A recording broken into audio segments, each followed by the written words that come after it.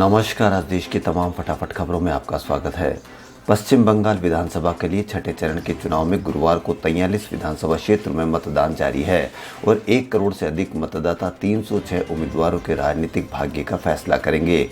Corona virus की दूसरी लहर के बीच निर्वाचन आयोग के एक अधिकारी ने कहा कि पिछले चरणों में हिंसा को देखते हुए सुरक्षा उपाय सख्त किए गए हैं। चौथे चरण के मतदान में 10 अप्रैल को कूच बिहार में 5 लोगों की मौत हो गई थी। उन्होंने कहा कि आयोग ने स्वतंत्र और निष्पक्ष चुनाव सुनिश्चित करने के लिए छठे चरण में केंद्रीय बलों की कम से कम 1071 कंपनियों को तैनात करने का फैसला किया है। उन्होंने कहा कि मतदान प्रक्रिया के दौरान कोविड संबंधी दिशा निर्देशों का कड़ाई से पालन किया जाएगा। पश्चिम बंगाल में मंगलवार को कोरोना वायरस से संक्रमण के 9,819 नए मामले सामने आए, जो अब तक किसी एक दिन का सर्वोच्च स्तर है। राजस्थान के मुख्यमंत्री अशोक गहलोत ने बुधवार को कहा कि पूरे देश में कोरोना वायरस प्रतिरक्षण टीकाकरण निःशुल्क होना चाहिए। उन्होंने उम्मीद जताई कि प्रधानमंत्री नरेंद्र मोदी 18 साल से अधिक आयु के लोगों के लिए निःशुल्क टीकाकरण की घोषणा करेंगे। गहलोत ने ट्वीट किया कि कोरोना टीकाकरण पूरे देश के लिए निःशुल्क होना चाहिए। केंद्र सरकार को आयु वर्ग के आधार पर जनता में भेदभाव नहीं करना चाहिए। केंद्र सरकार ने निजी क्षेत्र को टीका लगाने की अनुमति दी है, इसलिए सक्षम लोग स्वयं ही वहां पैसे देकर टीका लगवा सकेंगे। बाकी सभी के लिए केंद्र सरकार को निःशुल्क वैक्सीन उपलब्ध करवानी चाहिए। मुख्यमंत्री ने कहा कि महामारी की दूसरी लहर बेहद खतरनाक है, जिसमें संक्रमण दर और मृत्यु दर दोनों बहुत अधिक है। रोगियों को दवाई और ऑक्सीजन की पूर्ति तक समय पर नहीं हो पा रही है। विशेषज्ञों का मानना है कि महामारी की तीसरी लहर भी आ सकती है। इन हालातों को फिर पुनरावृत्ति न हो, इसके लिए बेहद जरूरी है सभी को जल्द से जल्द टीका लगना चाहिए। कोरोना वायरस की दवाओं की भारी कमी के दौर में बीजेपी सांसद गौतम गंभीर अपने संसदीय क्षेत्र पूर्वी दिल्ली में एंटी वायरल ड्रग फेबीफ्लू के मुफ्त वितरण की घोषणा करने के बाद विपक्ष के आरोपों से घिर गए हैं। कांग्रेस और सत्तारूढ़ आप ने उनकी तीखी आलोचना की है। दोनों दलों के नेताओं ने क्रिकेटर से राजनेता बने गंभीर पर आरोप लगाए हैं। उन्होंने दवाओं की कमी से जूझ रहे अस्पतालों को उनके द्वारा ये दवाएं नहीं देने के उनके फैसले पर सवाल उठाए हैं। आम आदमी पार्टी के सोमनाथ भारती ने गंभीर की घोषणा पर उनको अपराधी तक कहा है। उन्होंने ट्वीट किया कि क्या ये आपराधिक नहीं है? एक सांसद अपनी इच्छा के अनुसार दवाइयां जमा करता है और जिसे चाहता है उसे देता है, उसे अस्पताल में क्यों नहीं देना चाहिए? कोरोना के कहर से हर तरफ कोहराम मचा हुआ है, पर ऐसे हालात में भी बॉर्डर रोड्स के श्रीनगर लेह मार्ग के जोजिला पास को आम आदमी के लिए खोल दिया गया है। पहले रणनीतिक मार्ग करीब 5-6 महीने बंद रहता था, पर अब रास्ता खोल देने से दोनों तरफ से गाड़ियां दौड़ने लगी है। इससे कारगिल और लेह के लोगों को राहत मिली है। इस राजमार्ग का सबसे खतरनाक हिस्सा है 11,650 फीट पर जोजिला पास। जोजिला पास के जरिए कश्मीर घाटी लद्दाख से जुड़ पाती है। भारी बर्फबारी की वजह से नवंबर महीने के दूसरे हफ्ते में ये पास बंद कर दिया जाता है। हर साल करीब 150 दिन ये पास बंद ही रहता है।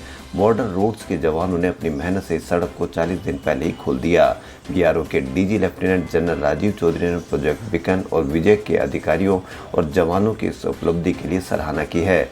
जनरल चौधरी ने यह भी कहा कि रामनवमी के दिन और रमजान के महीने में इस पास का खुलना लोगों के लिए उपहार स्वरूप है।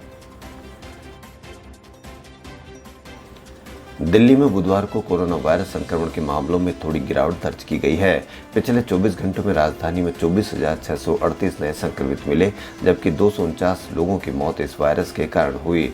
इसके साथ ही दिल्ली में संक्रमितों का कुल आंकड़ा बढ़कर 9,30,189 हो गया, जबकि मृतक संख्या 12,887 हो गई। पिछले 24 घंटों में 24,600 मरीज ठीक भी हुए, जिन्हें मिलाकर अब तक कुल 8,31,928 लोग ठीक हो चुके हैं। महाराष्ट्र में कोरोना के बढ़ते केसों के बीच उद्धव ठाकरे सरकार ने कई सख्त प्रतिबंधों की घोषणा की है। इसके तहत सरकारी और निजी ऑफिसों को 15% क्षमता के साथ खोलने की मंजूरी दी गई है। कोरोना महामारी के बीच ऑक्सीजन संकट को लेकर दिल्ली हाईकोर्ट ने केंद्र सरकार को कड़ी फटकार लगाई है। हाईकोर्ट ने पूछा कि जमीनी हकीकत को लेकर केंद्र सरकार इतनी बेखबर क्यों है। हाईकोर्ट ने कहा कि ये अपने आप में इमरजेंसी जैसे हालात हैं। इसके मायने है कि सरकार के लिए इंसान की जिंदगी कोई मायने नहीं रखती है। देश की राजधानी दिल्ली में ऑक्सीजन संकट को लेकर हाईकोर्ट के जजों ने केंद्र सरकार के रुख को लेकर सख्त टिप्पणी की। हाईकोर्ट ने कहा कि सरकार आखिर वास्तविक हालात पर जाग क्यों नहीं रही है। सरकार जमीनी हकीकत को लेकर इतनी बेखबर क्यों है। आप ऑक्सीजन की कमी के कारण लोगों को इस तरह से मरने नहीं दे सकते हैं। दिल्ली हाईकोर्ट ने केंद्र सरकार को इंडस्ट्रीज को ऑक्सीजन सप्लाई फौरन रोकने के निर्देश दिए हैं। कोर्ट ने मैक्स अस्पताल में ऑक्सीजन की कमी को लेकर दायर याचिका पर बुधवार को सुनवाई करते हुए आदेश दिया। कोर्ट ने कहा कि ऑक्सीजन पर पहला हक मरीजों का है। जस्टिस विपिन सांघी और रेखा पल्ली के बेंच ने कहा कि मरीजों के लिए अस्पताल को ऑक्सीजन की आपूर्ति सुनिश्चित करना केंद्र सरकार की जिम्मेदारी है। ऐसे में सरकार कैसे लापरवाही हो सकती है। आप गिड़गिड़ाइए, उधार लीजिए या चुराइए, लेकिन ऑक्सीजन लेकर आइए। हम मरीजों को मरते नहीं देख सकते हैं।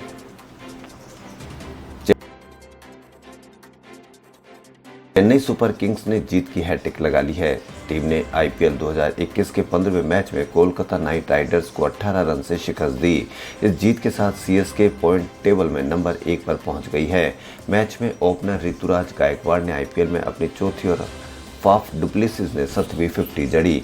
वहीं तेज गेंदबाज दीपक चाहर ने 4 विकेट लेकर टीम को जीत दिलाई। उधर सनराइजर्स हैदराबाद ने पंजाब किंग्स को 9 विकेट से हरा दिया। टॉस जीतकर पहले बल्लेबाजी करते हुए पंजाब टीम 19.4 ओवर में 120 रन बनाकर ऑल आउट हो गई। इसके जवाब में हैदराबाद ने 18.4 ओवर में 1 विकेट पर 121 रन बनाकर मैच जीत लिया। कोरोना मरीजों के रोज नए रिकॉर्ड छू रहे हैं। देश भर में बुधवार को 24 घंटों में 3,15,478 नए संक्रमित मिले, जबकि 2,101 लोगों को अपनी जान गंवानी पड़ी। यह लगातार दूसरा दिन है जब देश में मौतों का आंकड़ा 2,000 की संख्या को पार कर गया। देश में अभी 22,84,209 मरीजों का इलाज चल रहा है। बुधवार को रिकॉर्ड 1,89,372 मरीज ठीक हुए। संक्रमण से अब तक 1,84,672 लोगों की मौत हो चुकी है। मंगलवार को 2.94 लाख नए मरीज सामने आए थे। केंद्र सरकार ने बुधवार को बताया कि देश के 146 जिलों में कोरोना के चलते हालात बेहद खराब हैं। यहाँ पॉजिटिविटी रेट 15% से भी ज़्यादा है। इसके अलावा 274 जिलों में से 5 से 15% के बीच 308 जिलों में 5% से भी कम पॉजिटिविटी रेट है। सरकार ने कहा कि जिन राज्यों में कोरोना के मामलों में ज़्यादा इजाफा हुआ है वहाँ केंद्र सरकार की टीम स्पेशल फोकस करेगी। इनमें महाराष्ट्र, उत्तर प्रदेश, दिल्ली, छत्तीसगढ़, मध्य प्रदेश, गुजरात, केरल, कर्नाटक, तमिलनाडु शामिल है। केंद्रीय स्वास्थ्य मंत्रालय के सचिव राजेश भूषण ने बताया कि अब केंद्र सरकार की तरफ से प्राइवेट अस्पतालों को वैक्सीन नहीं दी जाएगी। अब वह सीधे कंपनियों से खरीद सकेंगे। इसके अलावा मुफ्त वैक्सीनेशन का प्रोग्राम अब केवल केंद्र सरकार के वैक्सीनेशन सेंटर्स में ही चलेगा।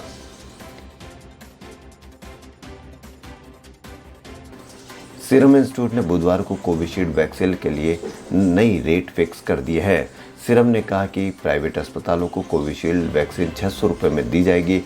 इससे पहले इन अस्पतालों को वैक्सीन 250 रुपये में दी जा रही थी। राज्यों के लिए वैक्सीन के दाम 400 रुपये होंगे और केंद्र को पहले की ही तरह ये वैक्सीन 150 रुपये में मिलती रहेगी। सीरम ने कहा कि अगले 2 महीने में वैक्सीन का प्रोडक्शन बढ़ाया जाएगा। अभी जितनी वैक्सीन प्रोड्यूस होती है उनमें से 50% वैक्सीन केंद्र के वैक्सीनेशन प्रोग्राम के लिए भेजी जाती है। बची हुई 50% वैक्सीन राज्यों और प्राइवेट अस्पतालों को भेजी जाती है।